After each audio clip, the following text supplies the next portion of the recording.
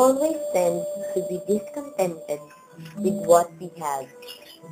Most of the time, we compare ourselves too much to others, then often results to vanity and thus discontentment.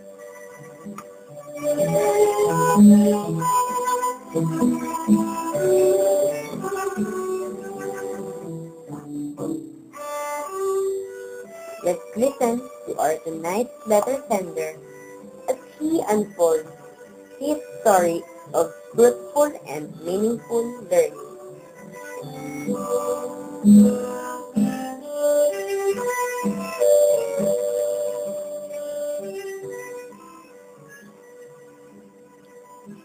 Dear Chari, just conceal my real name through the nose. I am a high-ranking Buddhist priest from Zenji Temple who had 6 inches long nose that hung down from above my upper lip down to the bottom of my chin. Its width was the same from top to bottom.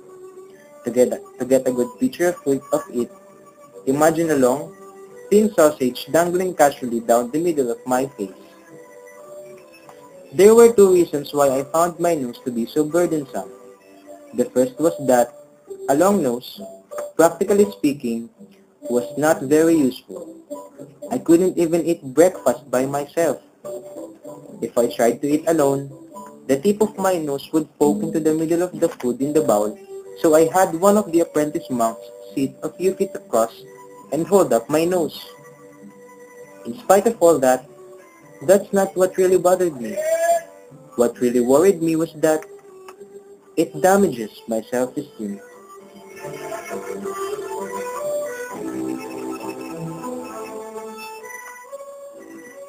While part of me was feeling this passive anxiety, another part of me was actively trying to find ways to make my nose shorter. I tried everything I could, until one autumn, the apprentice monk helping me had gone on a visit to the capital where he learned from an acquaintance of his, a doctor, a method for making noses shorter.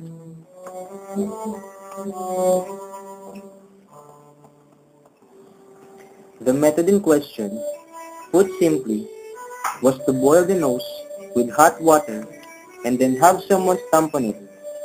An extremely simple procedure, so to speak. To cut the story short, we made it. I was able to shorten my 6-inch nose that once terribly damaged my self-confidence and self-esteem. At first, I couldn't even believe it was that short. The idea that I would have had to live the rest of my life without self-respect seemed like a lie.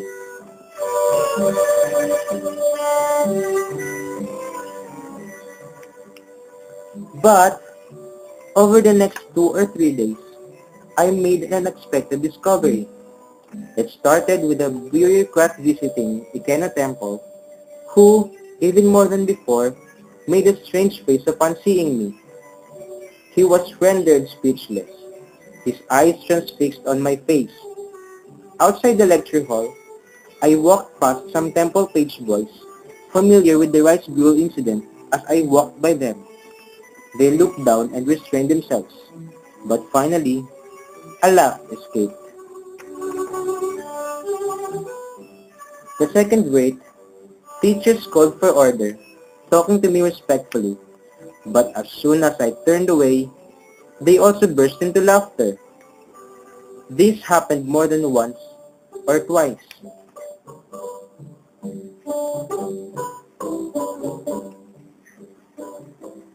At first, I reasoned that they behaved that way because my face had changed.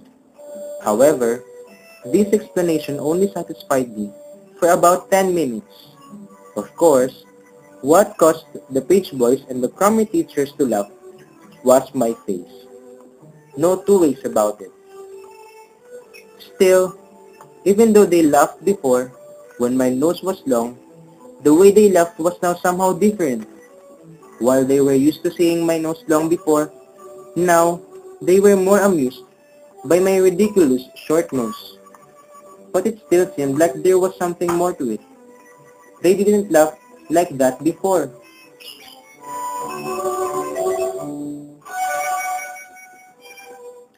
After that incident, I came to the conclusion that people who fall from grace long for the days of their former glory.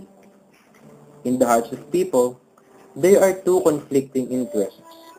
Of course, anybody can sympathize with the misfortune of another. However, when another person can somehow overcome his misfortune, we feel unsatisfied. To exaggerate just a little, we wish for that person to regain his misfortune once more. We usually feel ambiguous about this, but on occasion, they embrace a certain animosity towards that person.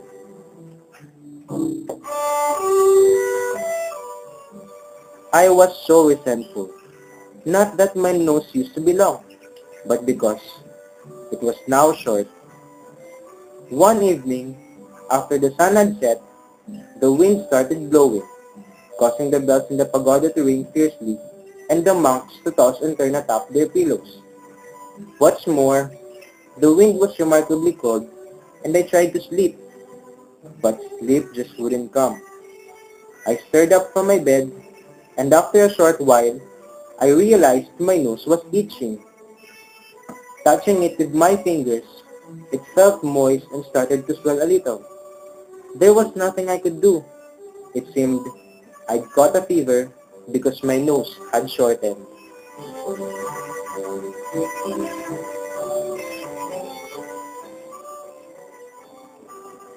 This is when, as if I had forgotten, I first realized that a certain sensation had returned. In confusion, I lifted my hand to my nose. The thing I touched, it was not the short nose of the night before. From above my upper lip to the bottom of my chin, 4 or 5 inches long, it hung down. It was the long nose I'd had before.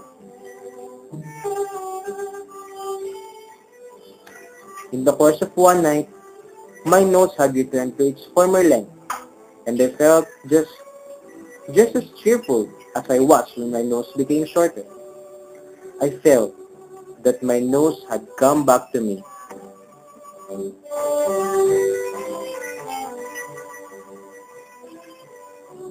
Sincerely yours, The Nose.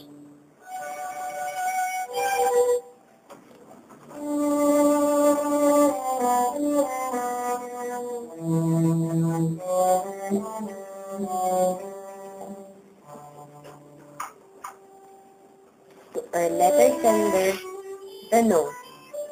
Thanks for sharing your life with us. All I can say is, by your story, all our listeners learn that we should just be contented with what God has given us. There are times when we need to grow and improve ourselves, but not to the extent of being too ambitious to attain something too much.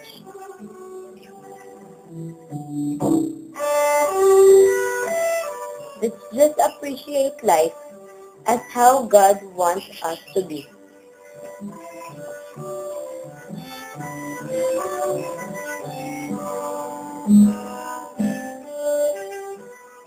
The title of tonight's episode is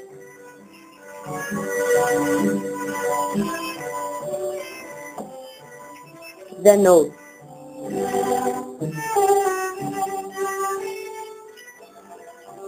This is Shari Santos, and this has been your favorite drama anthology on radio. Would you remember